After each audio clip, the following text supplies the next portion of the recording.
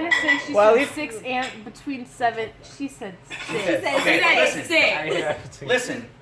The point I'm trying to make is that she told you all how long the trip was going to be.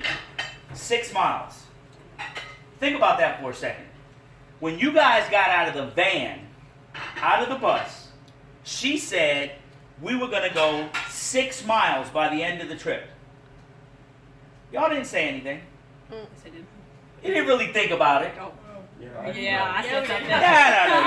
No, you didn't. In real terms, you didn't really think about it because you didn't even know what it was going to be like.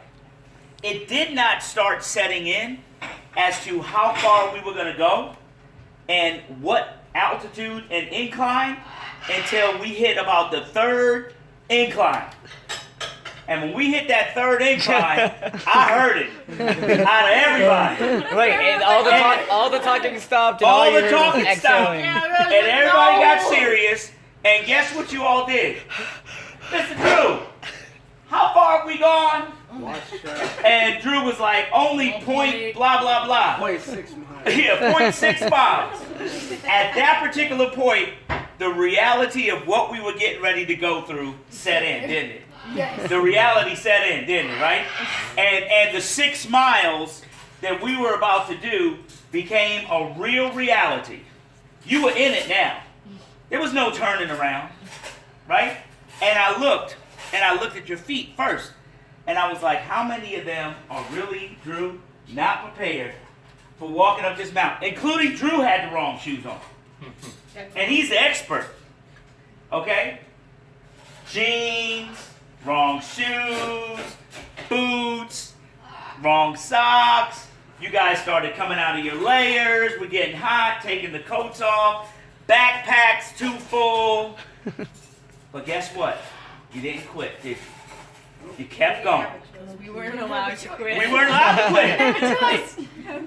Guess what? That is real life. Real life. You don't have a choice to quit. You ain't got no choice to quit. You got to do it.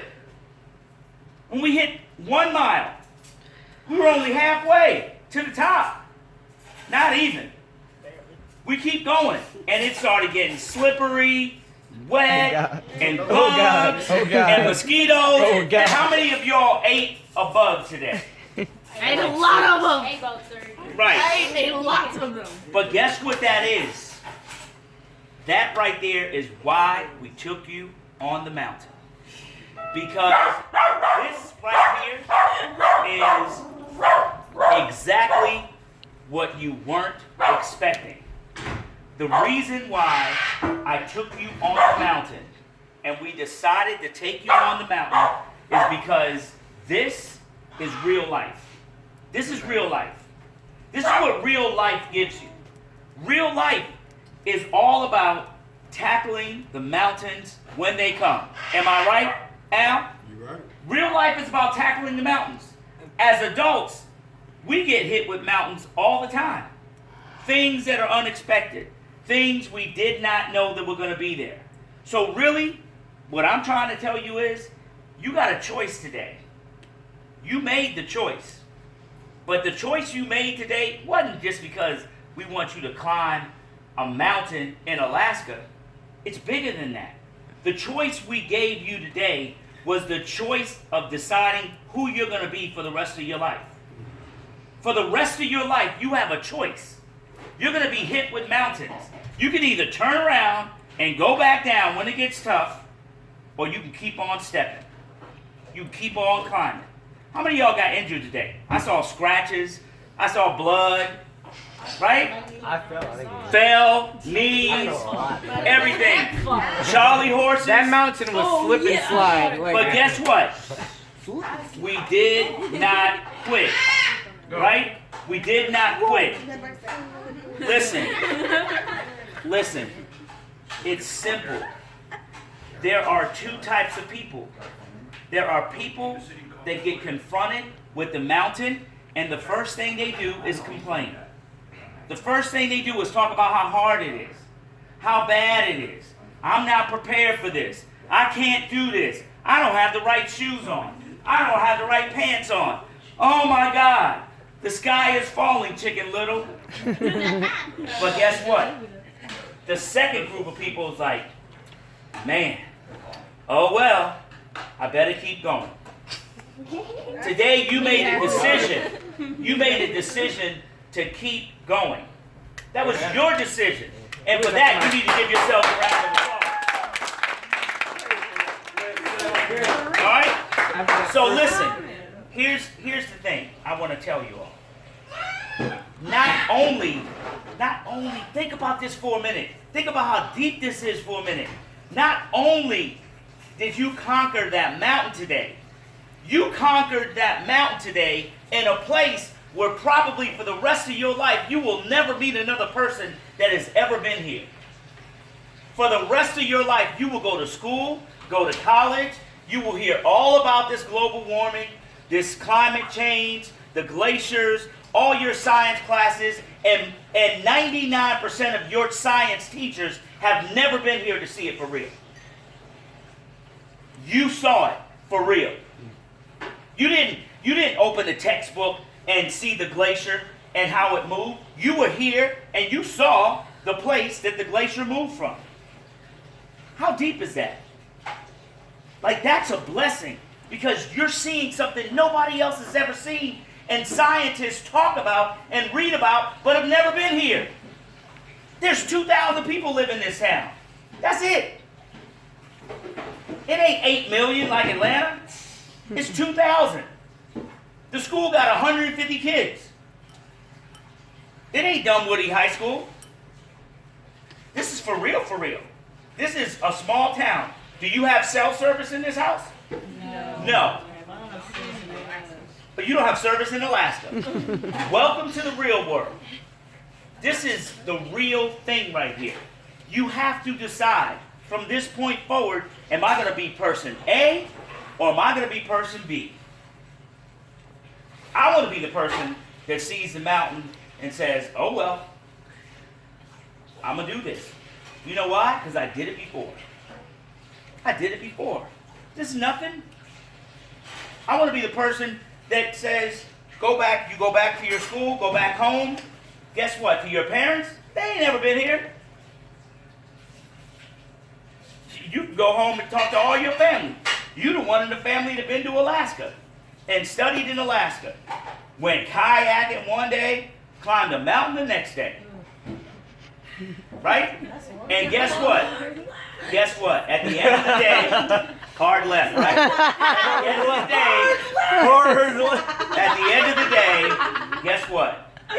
You guys Left, right. So let me left, close. right. Let me close. Listen. You Pay were the one attention. doing that. Listen. In closing, it's as simple as this. Every one of you are here for a reason. You're not here, Parker, because you're smart. You're not here, Eric, because you wrote a great essay. That's not why you're here. Okay? You're not here, Ananda, because you're a super student. That helped, but that's not why you're here. You're here because God wanted you to be here. That's why you're here. That's the blessing. Never forget that. Never take it for granted. I don't care how privileged you think you are.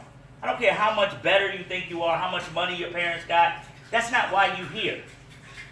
You're here because God wanted you to be here. To see this, to be in this place right here. You have the choice to take what you learned here, what you experienced here, what you internalized here, what you got out of this place emotionally. You have a choice. Okay? You can thank God for bringing you here and move forward, or you can say, it's just another thing.